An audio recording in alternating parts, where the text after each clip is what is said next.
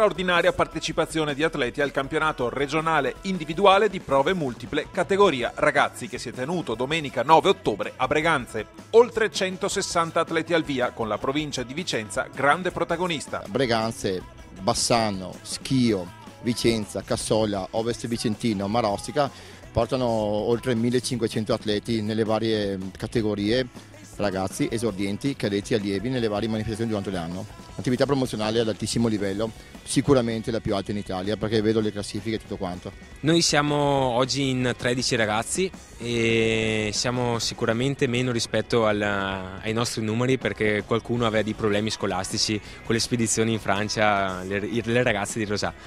E oggi noi speriamo di raggiungere almeno con un ragazzo le premiazioni, e se un ragazzo o una ragazza, e speriamo anche di classificarci con un buon posto nelle classifiche sia maschili che femminili di CDS. Un grosso lavoro di promozione in gran parte del territorio iberico ed in particolare l'ASI Breganze da parecchi anni sta beneficiando del lavoro svolto con le scuole del comprensorio. In un momento in cui anche nel mondo dell'istruzione, della scuola italiana, diciamo, l'impegno curricolare offerto dagli istituti scolastici si sta riducendo, io penso che per il futuro sarà sempre più importante cercare di aumentare le occasioni di collaborazione fra gli istituti scolastici e le iniziative delle singole società sportive, proprio per far emergere risorse e dare ai giovani maggiori opportunità di poter fare esperienza anche attraverso appunto la pratica sportiva. Ultimamente la scuola è ritornata a fare un certo lavoro molto importante, perché per me lo sport a questa età dovrebbe essere fatto soltanto tramite la scuola.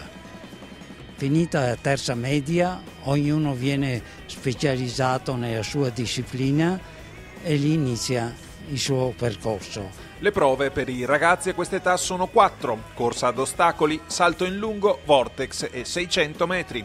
In campo c'erano atleti di ottimo livello non solo in Veneto ma anche in Italia. Buon pomeriggio, vi presento la staffetta 4% più forte negli ultimi 40 anni in provincia di Vicenza, under 13. Allora, prendiamo questi ragazzi. Questo ragazzo è Enrico Baccarin, secondo tempo in Italia nella staffetta 4%, terzo misura in Italia nell'alto, 1,67 m, terzo tempo in Italia negli ostacoli, 8 secondi e 7. Alla sua destra Gobbo Leonardo, un lanciatore, 70 metri di vortex, 7,7 in 60 metri piani, settimo tempo in Italia, secondo tempo in Italia nella staffetta. Alla mia sinistra questo ragazzo qua, 9,1 in 60 metri ostacoli, nono tempo in Italia, secondo in Italia staffetta 4%.